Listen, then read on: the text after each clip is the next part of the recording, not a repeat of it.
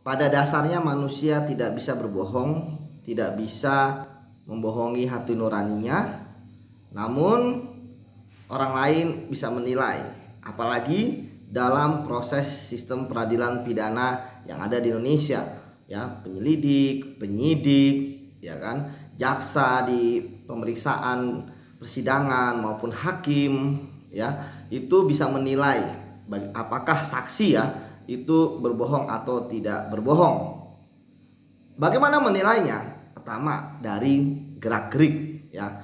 Orang yang berbohong tentu gerak-geriknya akan mencurigakan, mulai dari matanya, badannya, ya, kakinya, istilahnya tidak tenang, kecuali memang dia adalah orang yang jago, ya. Kemudian yang kedua, omongannya, ya, bicaranya nggak konsisten. Makanya kenapa pertanyaan yang sama sering diulang-ulang gitu, ya, karena untuk melihat bagaimana konsistennya. Dan bicaranya pun juga selalu misalnya sering berubah-ubah gitu, ya. Kemudian lama untuk menjawab, bahkan untuk hal yang terkecil.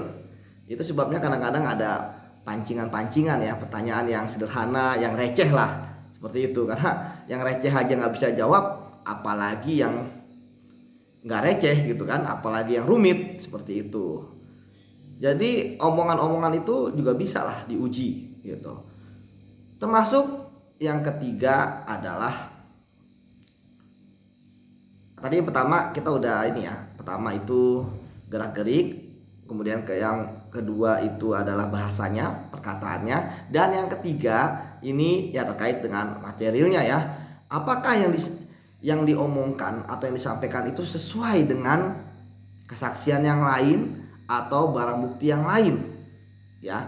Dari situ bisa terlihat, si A ngomong B, si B ngomong B, si C ngomong B, kok D ngomong X. Nah, kemudian dia ngomong tentang sesuatu ternyata berbeda dengan dokumen, ya, berbeda dengan CCTV misalnya.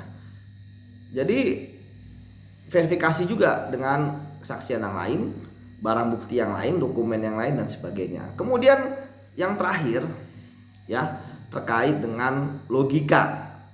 Misalnya, benarkah atasan itu tidak bisa memerintahkan bawahan? Nah, atau logika-logika yang lain, ya, yang dipakai dalam nalar publik, ya, maupun nalar dari penyelidik, penyidik gitu kan, penuntut dan hakimnya. Jadi kalau misalnya orang ini ngomong ngaco lah bahasanya, ya selesai.